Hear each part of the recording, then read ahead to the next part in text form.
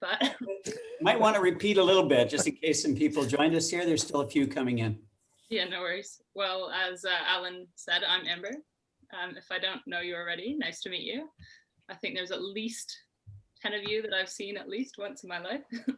But yeah, so I'm one of the co-owners at Blue Dog Kayaking. I've been here for about 5 years now, and over those 5 years, I learned a lot about the business, but more so about sea kayaking and how to properly paddle and test our limits. So yeah, I'm kind of taking on more of the instruction role. And this year we kind of saw a demand in opening a retail side of the business as well. So Dave will also be focusing on that retail side. So not only are we gonna, push courses on you, but we're also gonna push all the gear because they kind of go hand in hand. So yeah, I'll start by talking a bit about the workshops, and then if you guys have questions, feel free to ask. And then I'll talk a bit more about what we do as a company. So as I mentioned before Ellen introduced me, our workshops, the idea is to get rid of some of that dust that you've gained over the winter and give you guys a bit more confidence heading into your season. So it's not necessarily to throw you in the deep end, but we do it in the shoulder season when there are more dynamic environments. So it's not flat calm and it's not our fair weathering paddling day. But we like to focus on different aspects. So the paddlers workshop, which is more general kind of beginner intermediate level, is going to focus a lot on technique, the 5 core strokes and rescues. During that, we might also touch on some towing, because towing is always important, and a bit of navigation skills and just risk assessment. In the advanced workshops, our hope is to focus more on the advanced strokes. So advanced turning strokes, so turning under momentum, bow rudders, Newfie swirls. If you don't know what that is, you can come and learn. Chicanes, all these fun strokes that we like to do when we're playing around rocks, or something when we're just paddling to help us improve that boat handling and technical paddling. During those workshops, we will also cover more advanced rescues, which will include our COVID rescue. And we always like to throw in a bit of time in there to see how fast you can do it, or see what you can come up with. The advanced workshop, we also like to cover the inline tow. So how to tow an injured paddler who needs support over an extended period of time. So as many of you guys paddle as groups together, it'll kind of help prepare you for what happens if the last thing that we hope would. So that's kind of that. Just one second.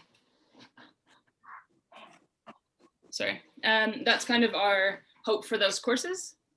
And then if any extra time we have, we'll be focusing on other skills and give you guys a chance to pick our brains or spend a bit more time on a specific thing that you might want as a club. So maybe one area you feel that you don't touch on enough. That's kind of what our hope is. Cool. Good, yeah. Are there any questions about those workshops? You can save them till the end. Amber, it's Paul Flynn here. Just a quick question for you. When I looked at the groups of workshops, I had some difficulty deciding, whether I should go into the beginners or the advanced or whatever. I've done a level 2 Canada paddle course. I didn't complete it for a variety of reasons, but any suggestion as to where I might fit in that sort of intermediate area? That's a great question. I think it's hard to figure out where you fit in. I think a lot of it depends on what sort of paddling you're doing over the winter. So the last thing we want is for you to not have paddles all winter, show up to the advanced, where we're trying to go through turning strokes under momentum, but you've forgotten how to do a sweep stroke. If that helps at all. So if you're paddling over the winter and you're practicing those core strokes frequently, then I don't see what's wrong with you joining an advanced workshop, because I know you personally, Paul. Right. But yeah, so if you haven't really been paddling all winter and you don't plan on paddling all winter or practicing those skills, then you might be looking more at a paddler's workshop. But if Okay. I'm being entirely honest, we handle whatever we get. Yeah. We'll make it work for anyone. So Yeah. we're pretty flexible, and I personally have taught at many symposiums where I'm teaching an advanced course and there's somebody who can't even do a wet exit. So we can handle pretty much anything. Okay, thank you. I have a question here that Gary chatted. I'm looking for a new paddle. He says, what's special about the Celtic paddles? It's a great question for me. They come from Wales. No, the Celtic paddles are good. They're very durable while still maintaining a lighter weight. So most of the Celtic paddles are used for dynamic environments. So they have rather a high angle on them. And the blade size itself tends to be about 650 or higher. So they're good in dynamic environments, but also still being economic for when you're touring. For a lot of our instructors, in the past myself, have been a firm believer in the Celtic. They don't break easily, which is always good. And they still offer a lot of variables, so you can use them in multiple environments rather than always switching your paddle. I personally use a Lendl, which is the same paddle, just different companies developed it, so they went their separate ways. But the shape is rather similar, the ergonomics is pretty good, and the durability is pretty much the exact same. Okay, and Craig's asking, will the courses include Greenland paddle technique and skill development as well as Euro? That's a hard one. I always like to offer those that paddle with Greenland paddles little side notes and options. It often depends on the majority of the group. So as an instructor, I always, and same with Dave and most of our instructors, always carry a Greenland on our deck. Because we rotate between Euro and Greenland. So if 7 people in the course have a Euro blade, I'm not only going to talk about Greenland paddles. What I'll do is I'll teach with a Euro blade and then come up to you individually and show you how it differs using a Greenland, if that helps. But if 8 of you have a Greenland paddle, then we will probably be using a Greenland.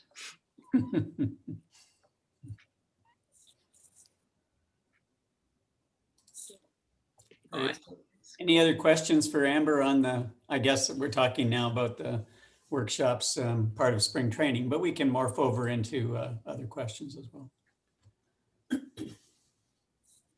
None yet. Well, I wasn't sure. There's 2 of us. I'll start first then.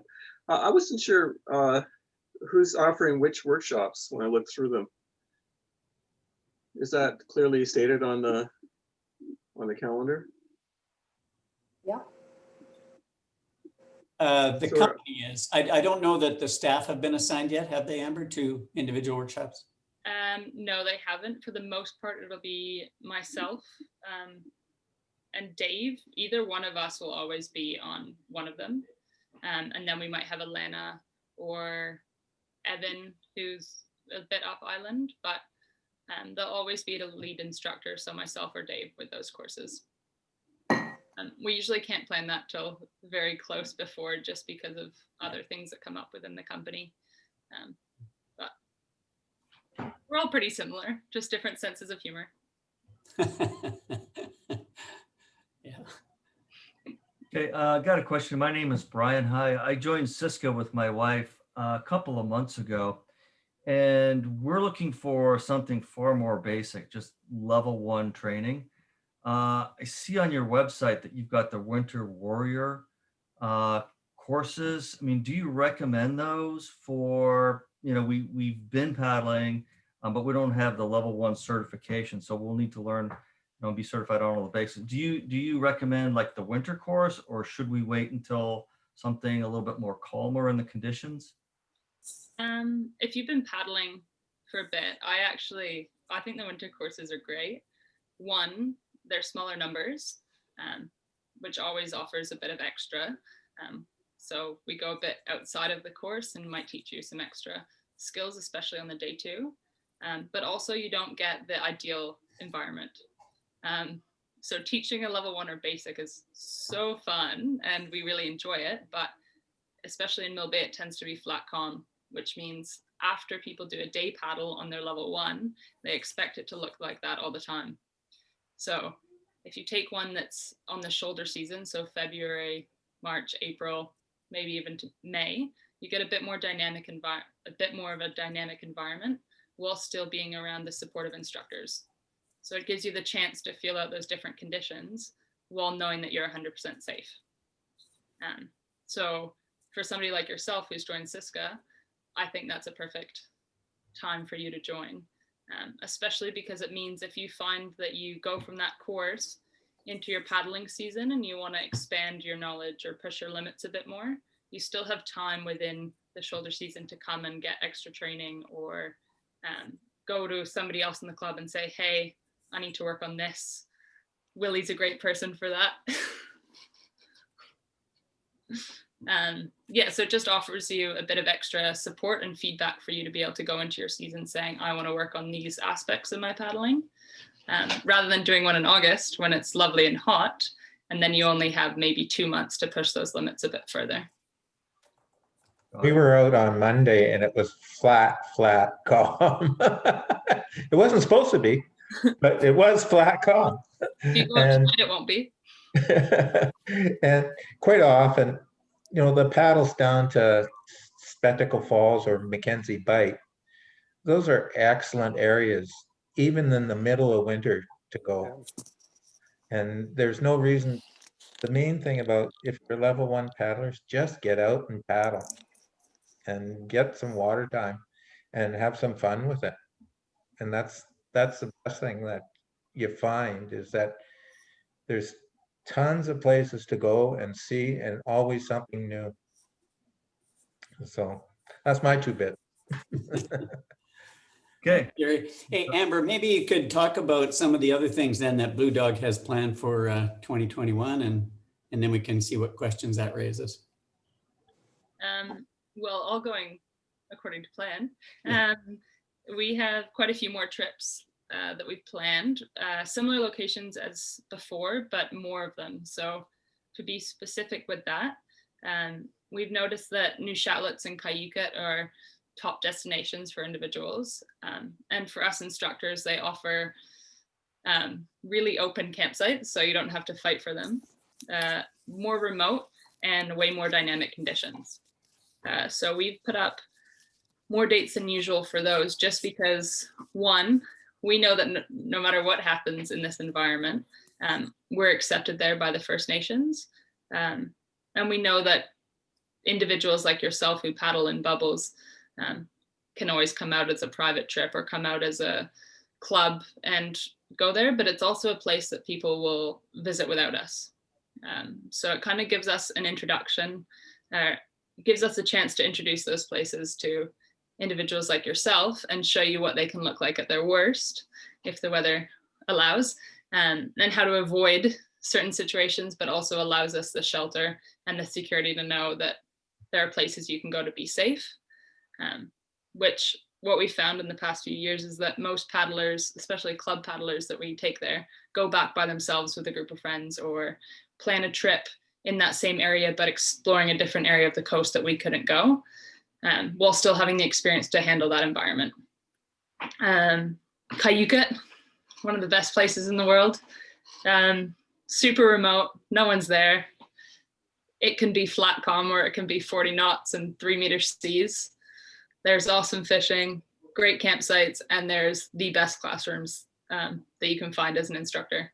So same thing as New Chatlets, but higher up on the coast, so a bit more rugged, some more open water crossings, and definitely some more challenges for students or people that just want to explore. Discovery Island, this year, quite a few of you know that we were able to run lodge-based courses there, which was awesome for us. However, they want to do their own thing there next year. So we'll only have 2 Discovery Island dates. So one in March and one in October. And those are either current clinic based, so focusing on how to paddle in current, how to rescue in current, if you have a roll, how to roll in it, but a lot of boat handling and seeing what different knots or different conditions can do to your boat, and how you can still travel around areas of current without having to wait hours and hours for it to change. On those Discovery Island current clinics, we also offer a level 2 course. Even if you have a level 2, people take it. It gives you a chance to do day trips and explore the area while still working in minimal current, so less than 3 knots, and regaining those skills that many individuals lose over the winter. Broken group we're hopeful for, but that one for us is one that we just won't know for a while, whether they're going to open to us. But the broken group is always a dream place to go. Yes, it's busy, but same thing, great sea caves. And if we're really, really lucky, a bit of surf, very unlikely though. And just generally a good time with some good crossings, great navigation, tons of fog. Yeah, so those are our kind of highlighted trips. And in any of those trips, we offer a level 2 if you want it. Level 3 as long as Dave or I are the instructors. And just looking back on skills that you already have, whether you have those certifications or not, it's more about the skill building for us than it is about the certificate.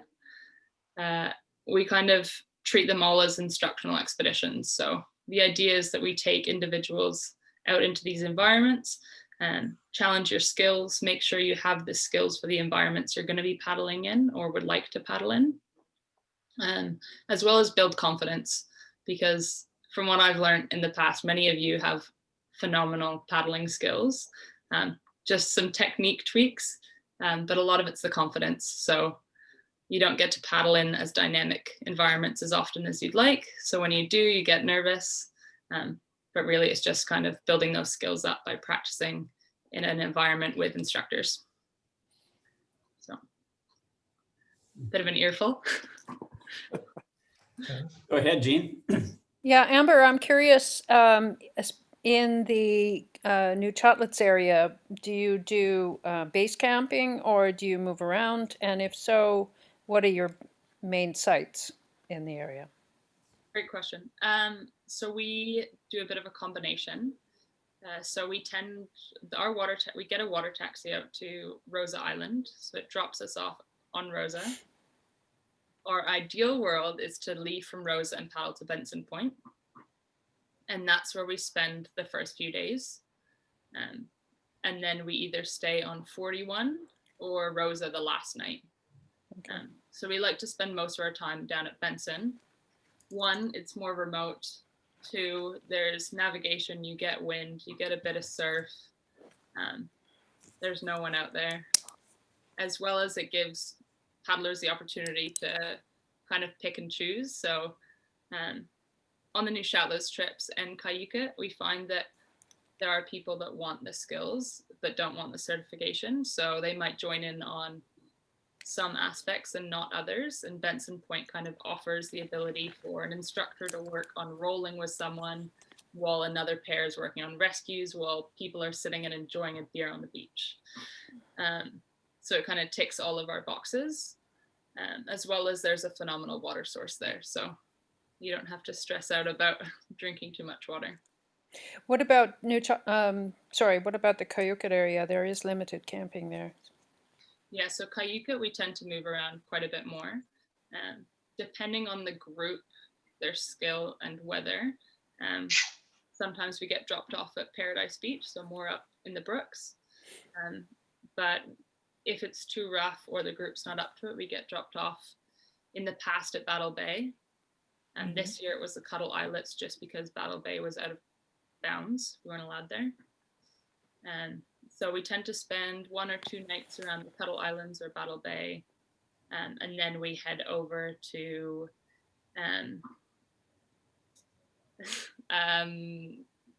what's it called? Fisherman's Island, or oh, what's the other one? The southeast tip on Spring Island. Yeah. Yeah. I don't know the name. And so on that Kayaking trip, there's an option for a water taxi out at the end, which is what we have to do. It's super dynamic. Or if people just aren't up for it, or you can paddle back to Fair Harbor, which is about a 9 to 13 nautical mile paddle. Thanks. No problem.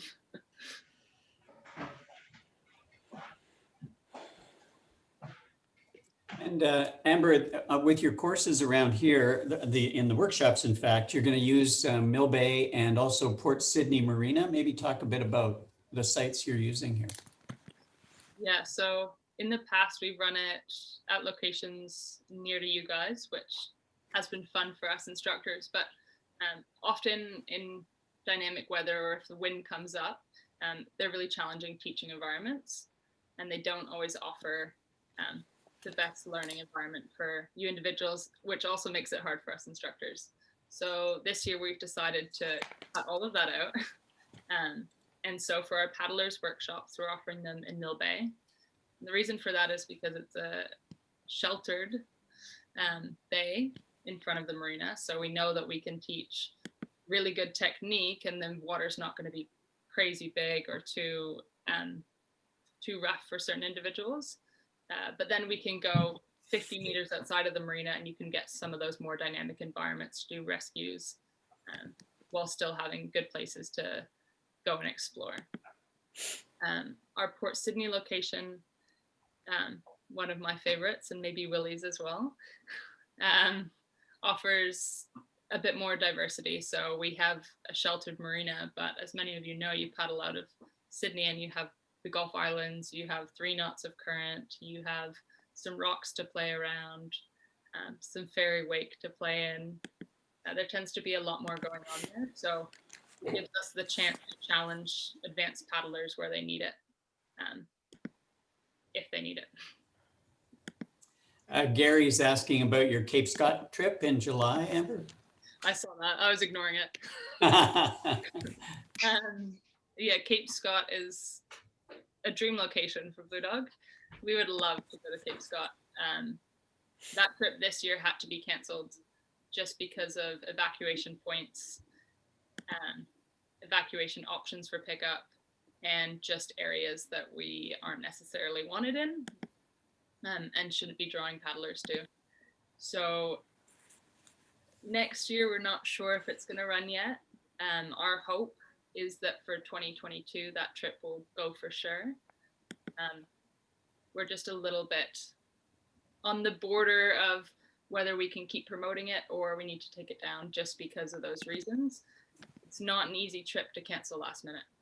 So because it is 12 days long and it's in a pretty remote area on the island, it calls for a lot of support from the company.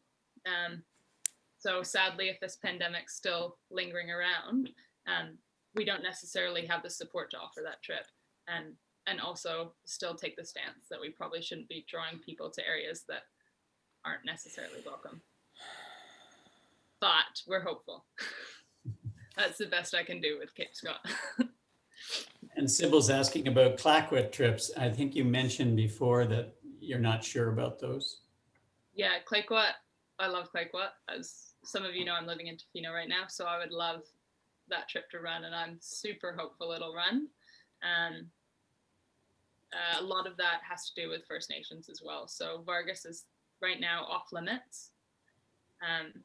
You do need permission from the House It chief to be able to paddle around there, and it's not necessarily, it's kind of a moral opinion versus BC Parks, which is always fun for us business owners, but also just stories of kayakers being chased off beaches by motorboats and being screamed at.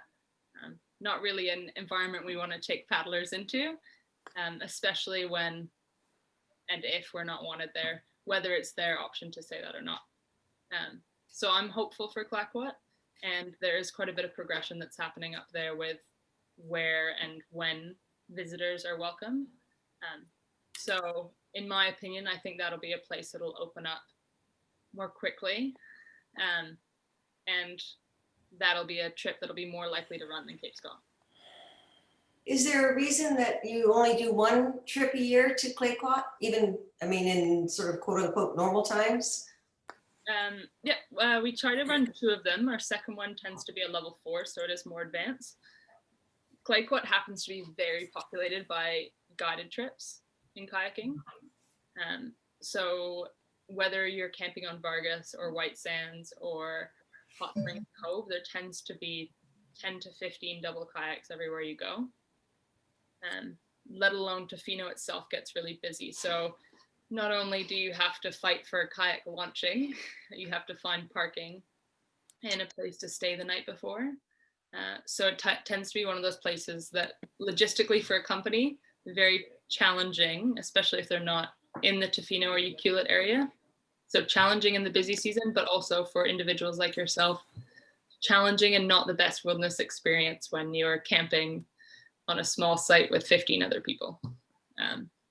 So for us as instructors, that tends to be why.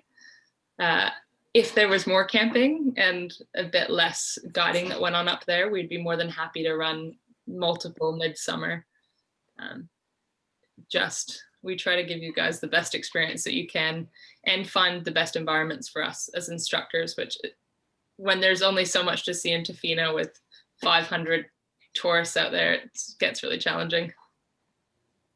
Yeah, we went on the Keokuk trip this summer in July. It was fantastic. It was absolutely wonderful and really remote and quiet. Yeah, so it was really wonderful. And we had a great variety of weather. It was some challenging, but some was nice and some was quiet. It was terrific. I would recommend it to anybody. Oh, I see a few questions here. BJ Porter said, is the food and water entirely self-catered? So as a company, we do provide all of the food, unless you have some crazy dietary restriction that nobody can understand, then you're on your own. But otherwise, we provide all the food. So the first few days tend to be more fresh food. So stir fries or delicious pesto pastas or what else do we do? Pad Thai dishes or jambalaya. And then the further into the trip we get more into the dehydrated food. So all that food is done by Ali, Dave's wife. So she cooks it, then we dehydrate it. And then in the past, individuals have been in charge of cooking, each getting a meal. So 2 people sign up and get a meal. Just for the time being, we've moved more into the instructors do all the cooking, just trying to limit people in the kitchen. So we provide the food, you guys provide your own lunches and snacks, and then we bring dormitory bags for the water.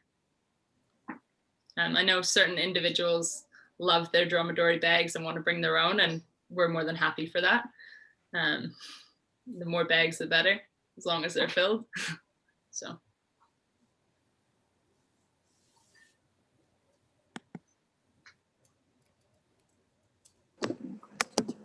That's good. Any more questions for Amber? I must say, Amber, I think the idea of an instructional trip is brilliant. I mean, that's how you learn, really, isn't it? You're getting some instruction and you're using it right away in the environment that you're likely interested in. It's just a great way to do it. Definitely. And it's all challenge by choice. So there's definitely moments or environments that some people get into where it's a bit outside of what they want to do. And we understand that as instructors, we give you the opportunity to be there and do those certain skills. But if it's too outside of what you're comfortable with, we find another way to work on that same skill, or just give you the option to watch and see how it runs or see how it goes. Ask your questions later and maybe have a chance to try it another day, or just say, hey, I'm out. So it's more kind of as adults choosing what you want to learn and how you want to learn it, rather than being told you have to do it and this is what we need to see. And Yeah, so same thing with if you're going for certification, we kind of do the same thing. We don't hold up a sheet and check mark what you've done and what you haven't.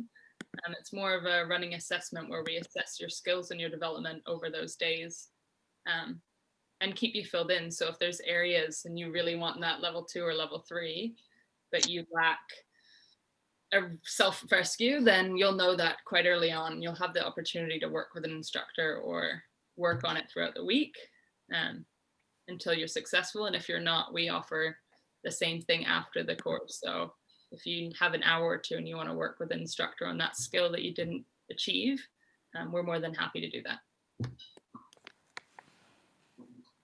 And can you tell me a little more about your store? I presume it's in Mill Bay and not Sydney. And is it by appointment, or is it open at particular times, or what? That's a great question. Yeah, our store is still very much in the making. So if you've been on our website, you'll see that we have an online store on there. However, I wouldn't call it a store. I'd call it a showroom or a look room. So it gives you the opportunity to see what we have, what we offer, but you cannot purchase it online. You can contact us, give us a call or an email. We'll arrange the time for you to do that. So the actual store location is in Shawnigan, and it is by appointment. And the reason for that is just because a lot of the gear that we do requires trying on. So if you have 4 women coming who all want to try on a level 6 Freya of the same size, it gets a bit more challenging. And so it's the same place we keep the stock. So if we have stock in what you want, you can walk away with it right there. Thank you. Perhaps whoever's back themselves, that would be. Sounds like heavy rain on a tarp. Craig was just noticing you do Kokatat and level 6 now, is that right? Yeah, so in dry suits and certain gear, we offer, so in stock, we have Kokatat, the GMER, and we also offer the custom options. So we're the Kokatat dealer. So if you'd like anything Kokatat based, you contact us and we can arrange for it. And then we offer the level 6. So to be specific with the level 6, it's the level 6 Odin, which is the new men's suit that has the cross zip just to the upper hip. And then we offer the women's Freya, which has the bum zip on an angle and then the chest zip across the front. So those are much less challenging than my what is that, a fjord suit where you sort of have to dislocate your shoulder. Put a string on it. Yeah, so the idea of bringing in the level 6 is they're Canadian company, and we get their suits rather quickly, and they're a different price bracket. So they're still a great suit, but if you're using it more as a safety, less because you're in the water 150 days a year, it tends to be the go-to suit, especially if you're just getting into paddling. And then the Kokatat GMER or the custom options are when you're 100% sold on kayaking and you're paddling quite a bit and you know that you want a suit that's gonna save your butt in any environment. So we offer all those, and we do 10% off for Siska on everything except for kayak sales and the Discovery Lodge. How long on getting a Kokatat suit? I've been trying to converse with them through email, and it doesn't look good. Are you talking custom? Yes. Custom tends to be 8 to 10 weeks, but some come in a bit faster. I believe Delcy, I see Edgar there, but Delcy just got her suit this morning. Oh, there's Delcy. So I would say 2.5 months. If I'm being honest, the repairs are taking longer right now. Yeah, So, well, that's why I want a new one, because I don't want to let mine go back for repairs. Do you know what the new design is like? I know they've got a new model out. So the GMER is very similar to last year's with the chest zip multicolor. The new design is quite similar to the old one. It's just a different fabric. So it's a newer upgraded Gore-Tex. Okay. So tends to be a bit more durable, but also breathable. I haven't actually felt the Gore-Tex, so I can't say much about it. But I know the prototype has been quite successful so far. So I think they're looking for something that will last individuals a bit longer. So the people that are, you know, like instructing, constantly climbing on their kayaks or paddling in Alaska or whitewater, they want it to be something that will last them through all of that rough stuff, through climbing on rocks, but also submerged in freezing cold water. Right. And yeah, so yeah, I do recommend Kokatap, but I also think level 6 is a great option for individuals who are unsure what they want. They're not sure if they're going to be comfortable in it. We as a company also still have some immersion research, which have been really good suits for us. I think Pat's in here somewhere. I think Pat had just got a new suit. And the only reason why we're not going with immersion research is because of where they're imported from. As a company, it costs us too much to bring them in. Okay. Whereas Kokatap suits are made in the US, so we don't get charged an import duty.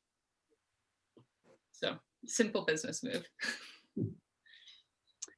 Joan's asking, is there a better month to go on the new Chatlets trip, Amber? Oh, that's hard. The deeper into the summer you get, the more busy it does get. And this year we actually got rather calm conditions in April. Closer to June and July, we were getting more of the dynamic conditions and the really fun stuff. So I think it depends on what you're comfortable with. But in my opinion, New Shallots is great all year round. I really like the July or June trip. The September trip is also great, except it tends to be a bit colder. If you don't mind the cold, then that's awesome.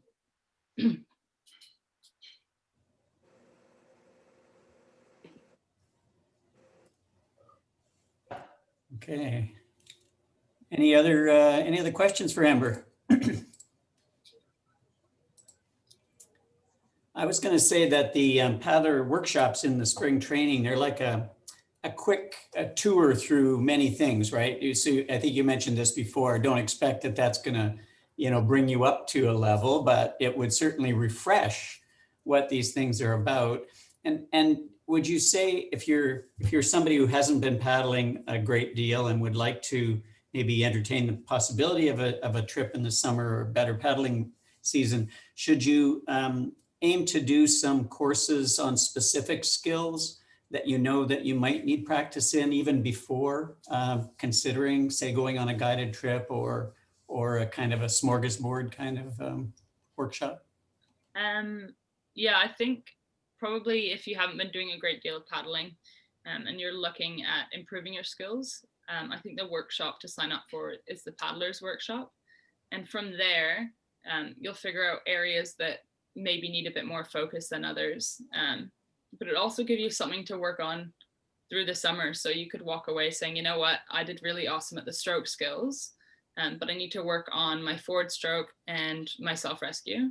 So you walk into the next month of your paddling with those in your mind and you go, okay, now I'm ready for the next thing. And at which that stage could be within your paddling group saying, okay, what should I do next? Should I focus on putting those skills into more advanced environments or under momentum? Or you can reach out to us and say, Amber did this, love it, what should I do next? And we're all up for working with club paddlers on 2-hour, 1-hour, 3-hour privates to work on a specific skill or an area of paddling to help you prepare for something else. We've done that. Craig's in here somewhere. Craig is in that process right now, working with our team on developing certain skills that will prepare him to do an instructor course. So just ideas like that of that next step. And we love development and thanks, Craig. We love development and just helping people figure out what's the next move for them Or even if you're a great paddler and you've figured out the next move, just working on environments, how we can challenge those skills that maybe don't get looked at every so often. Yeah, thanks for letting the cat out of the bag. Oh, Now sorry. I'm really committed. And when you do your custom work, Amber, does that tend to be Mill Bay, or do you use Port Sydney, or do you have other locations? We either or.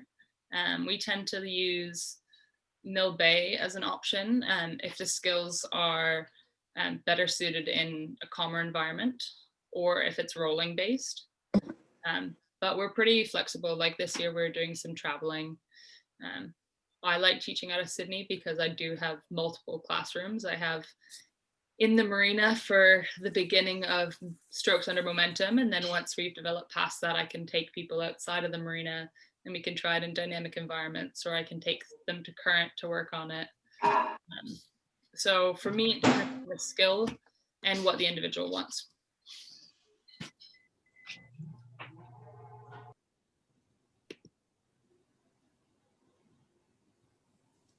Okay, any other questions? We don't need to belabor it, but this is a good opportunity to hear it from Amber and maybe decide what you want to do both in the workshops coming up in spring training, but also in the future paddling season. One question if I can, and it's very technical and it's very specific. Looking at spray decks for the NDK boats, if I look at the Seals line, their website says special Nigel Dennis fitting. Is there something that fits an NDK boat off the shelf? Oh yeah, everything. Seals 1.4 or 1.7. They work perfectly fine. The reason why they have the sizing specific is because basically Seals is saying, okay, well, people want a skirt that fits really perfect so that you don't have any, super tightness, or it's not lagging too much on your deck. But I use any other spray skirt and it works perfectly fine for me. I know Edgar's had some issues with this. I can see him giggling over there. But my greatest advice for NDK boats is actually to use a automotive chrome that goes on doors, and you use it around the combing rim. So to actually provide a buffer so that your skirts last longer when you're doing rescues. And it works for any glass kayak. But a lot of people find that their skirts over time are wearing away. And the reason for that is just because the fiberglass combing is quite harsh on the spray skirts. So if you use that automotive door chrome, it provides a buffer around the combing, it also lets the skirts fit nicer. So there's a combing that you can get at Chotac as well. There you go. And that's what a couple of us have used. I trust Gary. Try Yeah.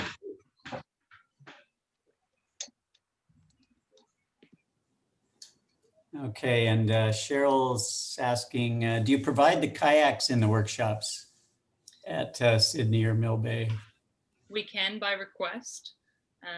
We get this question a lot. If you have a boat that you're unsure of or you're looking to change, we do recommend you trying a different boat.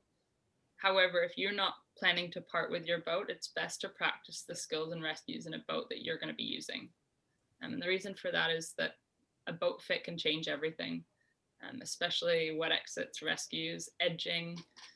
It changes a dynamic entirely. So same with our courses, we always offer rentals or we offer you to use one of ours. However, it is best to use what you're planning on paddling.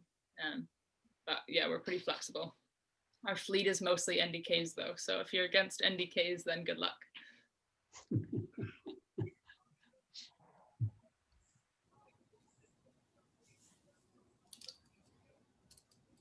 Okay, I think we may have plumbed the depths here so far.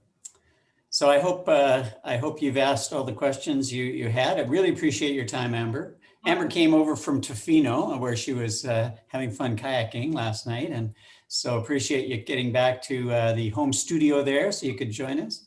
Oh, and no. we're looking forward to having you guys do the paddling workshops. And I I know they're very well received, even though the weather was a bit on the edge at Cab Robert and you did it there. But I'm sure that anybody who takes your courses will be very glad they did. And certainly, you know, Amber comes very well recommended. I think many of you know her and many of the other coaches there as well. So we're glad that you're part of our spring training and appreciate the 10% discount too. That's nice. Thank you. Anytime. And we promise to provide entertainment on the workshop. Oh, entertainment. Very nice. Mostly me. Okay, well, thanks very much, Amber. And Thank you. Thank you. Thanks for hosting. And everybody, Thanks, for Amber. joining us. Happy paddling. Yeah. Enjoy the new year. You too. Yes, for sure. Bye. Bye.